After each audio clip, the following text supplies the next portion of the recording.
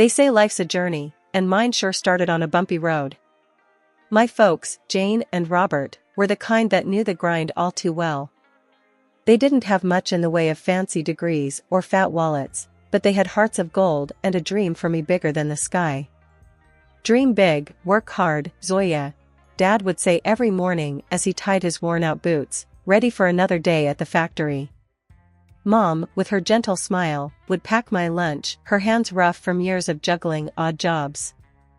I was their golden ticket, their dream of a better life, and they poured every penny they could spare into a jar labeled her future. It wasn't just loose change, it was their sweat, their hope, and their love, all clinking together in that old glass jar. High school was where the rubber met the road. I hit the books hard, determined not to let my folks down. Evenings were a family affair, with Mom quizzing me on my homework and Dad sharing stories about the value of every hard-earned dollar. Then came the letter that changed everything. A thick, fancy envelope with the words admission confirmed printed on the front. I'd made it into one of the top colleges to study financial analysis. The joy in our little house was palpable. Mom cried, Dad hugged me so tight I thought I might break, and that night, we had a celebration dinner, nothing fancy, just our favorite stew, but it tasted like victory. College life was a whole new world. I was a small fish in a big pond now, but I wasn't about to float, I was there to swim. To keep afloat financially, I started tutoring. It was during one of these sessions that I met Mike. He was a bit rough around the edges, always had his cap on backward, and seemed more interested in cracking jokes than cracking books.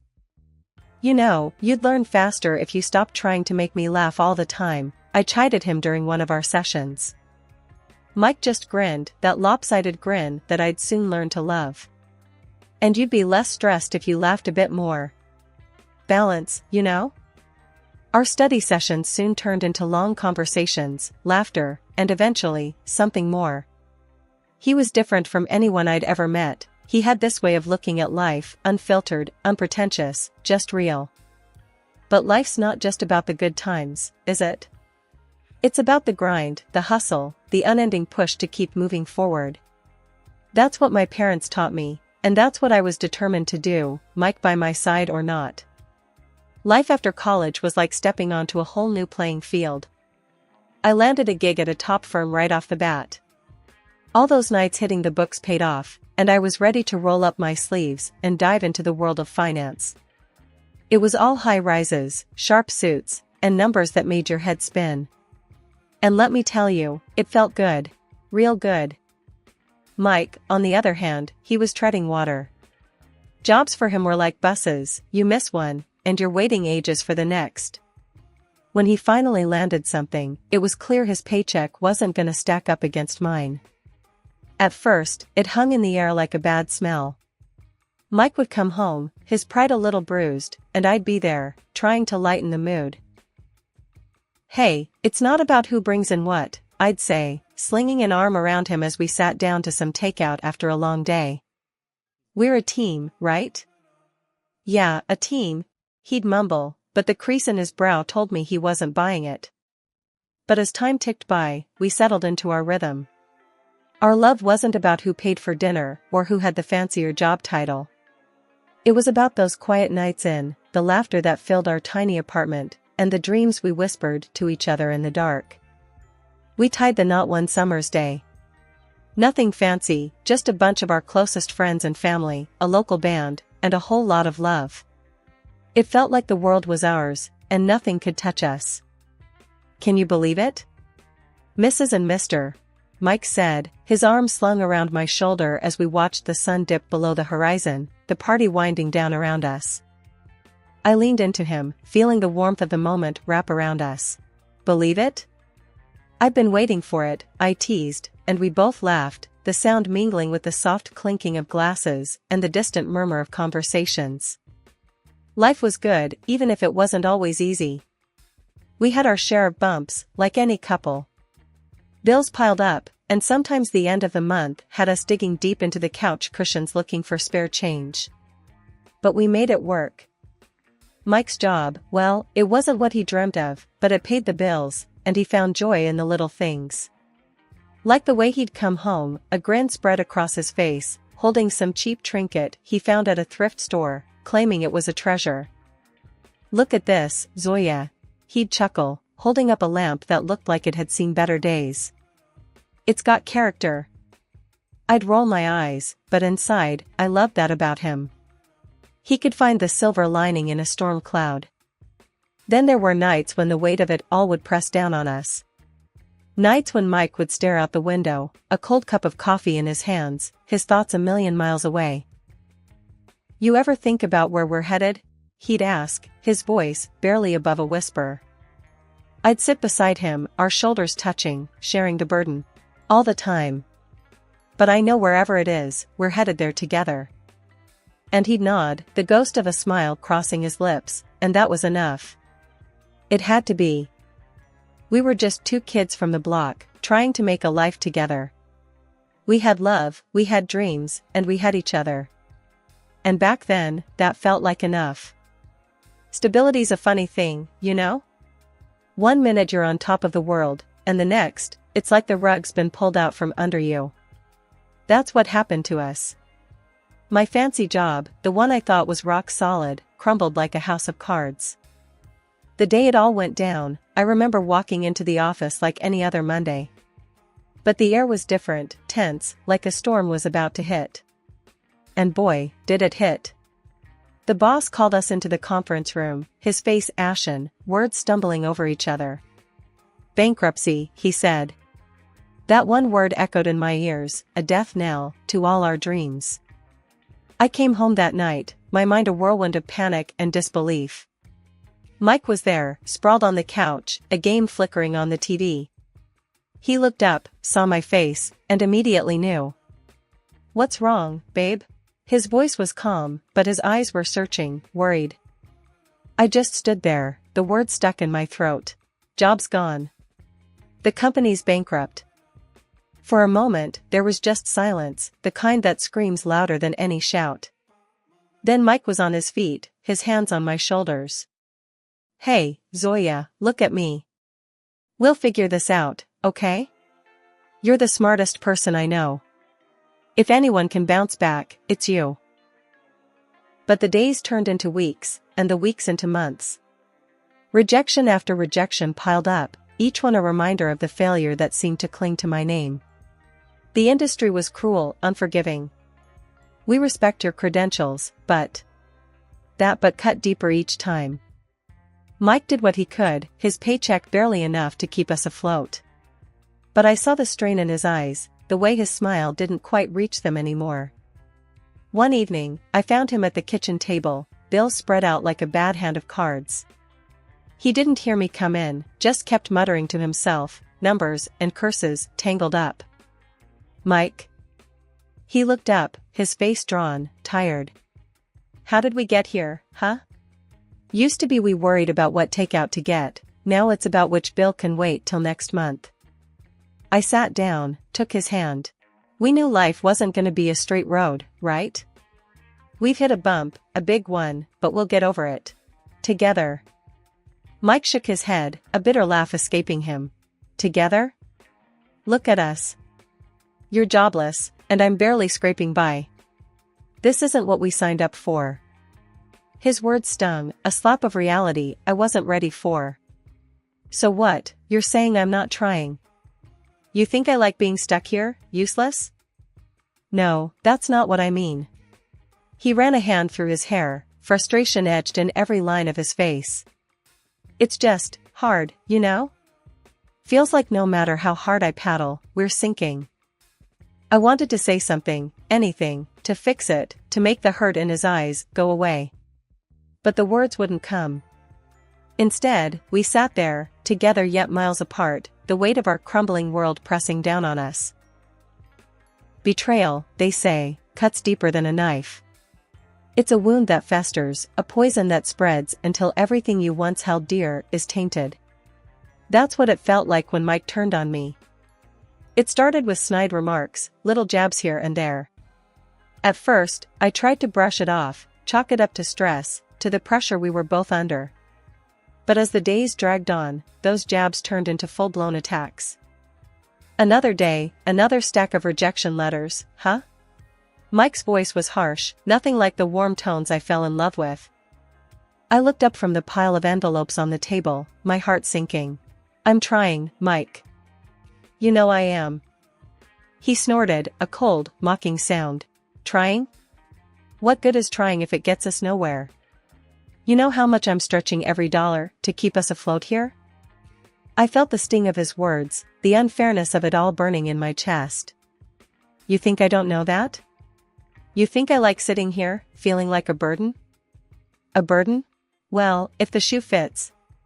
His words were a slap in the face, a confirmation of my worst fears. I stood up, my hands shaking. I can't believe this. After all we've been through, this is how you talk to me? Mike's face was hard, unyielding. Face it, we're sinking and you're just dead weight. I'm done carrying you. That night was the longest of my life. I lay in bed, staring at the ceiling, the echoes of Mike's words haunting the silence. I thought about everything we had been through, all the dreams we had shared. And I realized that the man lying next to me, the man I had built my life with, was a stranger to me now. The final blow came a few days later. I came home to find Mike in the living room, but he wasn't alone. The woman with him was young, too young, with a smirk that made my blood boil. Oh, look who decided to grace us with her presence, Mike sneered as I stood frozen in the doorway. The woman giggled, a high, grating sound. Is this the famous wife? The one who can't hold down a job? I felt the room spin, my heart pounding in my ears. Mike, what is this? Mike stood up, his eyes cold. This is me moving on. I'm done with you, with this sham of a marriage. He threw a stack of papers at me, the word divorce glaring up at me in bold letters. Consider this your eviction notice too. I want you out. I looked from the papers to Mike, to the woman still smirking on the couch. I was numb, the pain too deep, too raw to comprehend. Without a word, I grabbed my coat and my bag, the life I had known slipping through my fingers like sand. Life has a funny way of kicking you when you're down, but it's also got a knack for throwing you a lifeline just when you're about to sink. That's what happened to me the day I wandered into Linda's salon, a place I used to frequent back in my better days. My mind was a mess, my heart in pieces. I must have looked a sight, sitting there on one of those plush chairs, staring blankly at the mirror, seeing a stranger looking back. Linda, with her keen eyes and kind heart, must have seen the storm brewing inside me. She approached, her step soft, her voice gentle. Honey, you look like you could use a friend, she said, her hand resting lightly on my shoulder. I looked up, met her gaze in the mirror, and before I knew it, the floodgates opened. Words poured out, raw and unfiltered, the story of my downfall, my betrayal, my brokenness. Linda listened, really listened, her nods and soft murmurs a balm to my battered soul. When I finally fell silent, she gave my hand a squeeze. You know, Zoya, she started, her tone thoughtful, I've been looking for someone to help me manage this place. Business is good, but it's getting too much for just me to handle. I blinked, her words not quite registering. Me? Manage a salon? But I'm a financial analyst, or at least, I was. I know nothing about running a beauty salon. Linda chuckled, a warm, rich sound. Oh, honey, skills can be taught, learned. But character, grit, determination, now those are things you either have or you don't. And you, my dear, have them in spades. I stared at her, the offer sinking in. It was crazy, totally left field. Me, running a salon? But then, what did I have to lose? My career was in tatters, my personal life a disaster. I don't know what to say, Linda. I stammered, my mind racing. Say you'll think about it, she suggested, her smile reassuring. No pressure. But I've got a good feeling about this, about you. And hey, it comes with a place to stay. The apartment upstairs is vacant, and I'd be happy to cut you a deal on the rent. I was floored. A job and a place to stay? It was more than I could have hoped for in my darkest hour. It was a chance, a lifeline, a glimmer of hope in the endless night. Linda, thank you. I'll think about it, I promise, I managed to say, my voice thick with unshed tears. She gave my hand another squeeze. Take your time, honey. But remember, sometimes the best opportunities are the ones we never saw coming. I left the salon that day with a lighter heart than I'd had in months. The road ahead was uncertain, scary even. But for the first time in a long while, I felt like maybe, just maybe, I wasn't alone in this fight.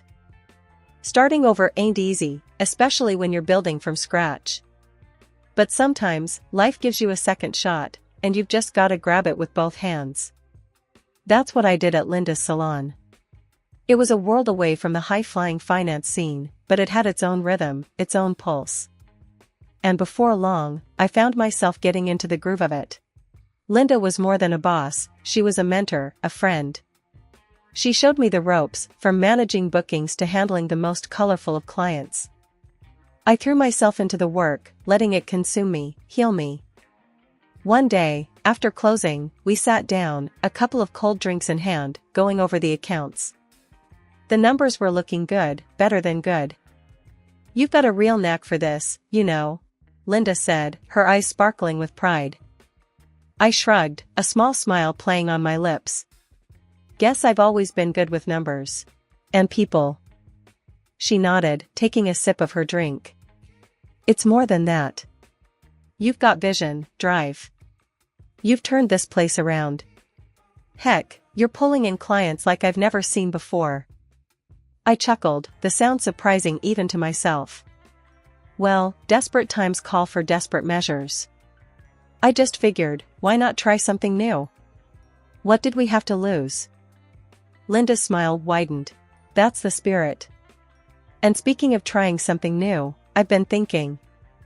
The way she trailed off, that twinkle in her eye, I knew she was onto something big. Out with it, Linda. What's cooking in that brain of yours? She leaned in, her voice dropping to an excited whisper. Expansion. This place is just the start. I'm thinking a chain, a brand. And I want you in on it. As a partner. The words hit me like a bolt of lightning. A partner. Me. After everything that had crumbled, here was a chance to build something new, something mine. Linda, are you sure? That's a huge step. She nodded, her gaze steady. I've never been sure of anything. You're not just rebuilding your life, you're helping me build my dream. We're a team, and together, we're unstoppable. I took a deep breath, letting the weight of her words sink in. This was it, a new chapter, a new beginning. From the ashes of my old life, here I was, rising, stronger, fiercer. All right, Linda. Let's do it. Let's build something amazing together. And we did. We worked hard, turning one salon into a chain of salons. Each new opening was a victory, a testament to our grit, our partnership. We were more than just a business, we were a force, a brand that stood for resilience, for beauty, for empowerment. Looking back, I couldn't believe how far I'd come. From the depths of despair to the heights of success. It wasn't just about the salons, the money, the recognition. It was about finding myself, my strength, my worth. The warm, inviting atmosphere of the salon buzzed with energy, a stark contrast to the cold, unforgiving streets outside. I was there, in my element, wrapping up Mrs. Jenkins' hairdo, her laughter mingling with the soft tunes playing in the background. The salon, my pride and joy, was more than just a business, it was a sanctuary, a testament to my journey. Mrs. Jenkins, with her sharp wit and warm heart, was in the middle of one of her famous anecdotes when the door burst open, sending a draft through the room. The chatter dipped into silence as Mike, my past mistake, walked in, swagger in his step, that same arrogant girl from years ago, clinging to his arm. His laughter, loud and mocking, sliced through the calm. What's this? Zoya? The high-flying financial whiz turned scissor-happy hairdresser? The girl with him, all smug smiles and judgmental glances, chimed in, her voice dripping with disdain. Really hit rock bottom, haven't you? From boardroom to this quaint little salon. The air felt heavy, charged with unspoken words and suppressed emotions. I felt Mrs. Jenkins' grip tighten around my hand, her presence a silent pillar of strength. Without missing a beat, Mrs. Jenkins rose from her chair, her stature small, but her presence enormous. "You listen here, you ignorant fool. This woman, this hair snipper as you call her, she owns this place. Not just this one, but a whole chain of them. She's been in the papers, recognized as one of the most successful entrepreneurs around." Mike's smirk wavered, his companion's laughter faltering into an awkward silence. Mrs. Jenkins leaned in, her voice a fierce whisper that filled the room. "And you, I've seen you, parading around town, always a drink in hand, always on the brink of another shambles. It's you who's the embarrassment, not her. You're the one tossed from job to job like a rag doll." The salon was still, the air thick with tension. Mike, once towering with arrogance, now seemed smaller, his bravado fading under the weight of truth. He tried to interject, a weak "Now, listen here," barely leaving his lips, before I cut him off. "Mike, your time here is done. You chose to walk out of my life, and that's where you'll stay. Out. You're not welcome here, not in my business, not in my life." His eyes met mine, a flurry of emotions passing through them, anger, shame, maybe a hint of regret. But it was too late. I had moved on, built a new life from the ashes of his betrayal. The girl with him, her confidence now a crumbled facade, tugged at his arm. "Let's go, Mike. This is pointless." They turned to leave, their exit as dramatic as their entrance, the door closing with a soft click behind them. The salon erupted into applause, a chorus of support and solidarity, Mrs. Jenkins leading the charge. She turned to me, her eyes softening. "You, my dear, are the epitome of grace and strength. Don't you ever forget that." The room slowly returned to its rhythm, the incident fading into just another story to tell. I looked around, my heart swelling with pride. These walls, these people, were a part of my story, a narrative of resilience, of rebirth. After the door closed on that chapter of my life, the salon, my sanctuary, felt even more like a haven.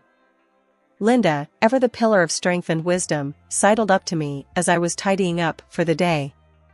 Her smile was as warm as the sunshine peeking through the windows.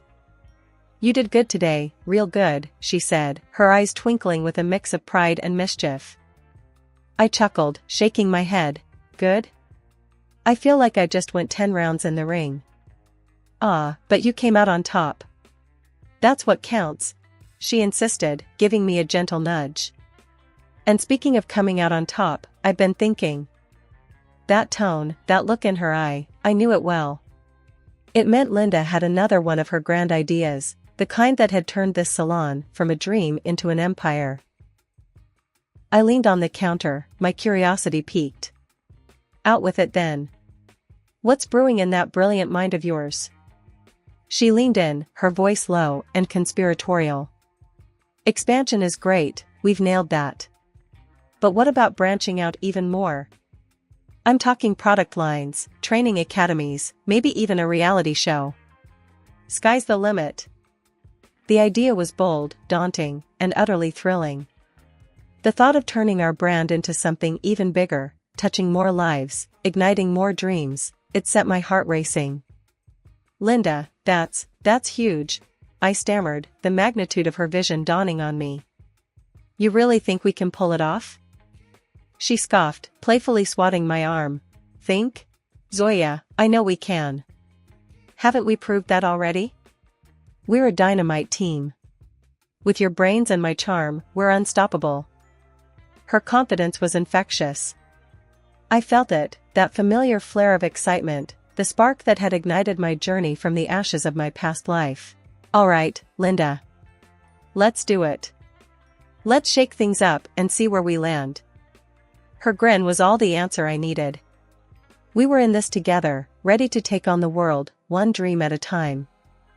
As the salon emptied and the lights dimmed, I took a moment to reflect. Life had thrown curveballs, heartache, and challenges my way. But it had also brought me friendships, triumphs, and a future bright with possibilities. I locked the door, the click echoing in the quiet street. The night was still, the stars overhead a silent chorus of witnesses to my resolve. Tomorrow was a new day, a new chapter. And I was ready for it, ready for the challenges, the adventures, the highs and lows. Ready to build, to dream, to soar.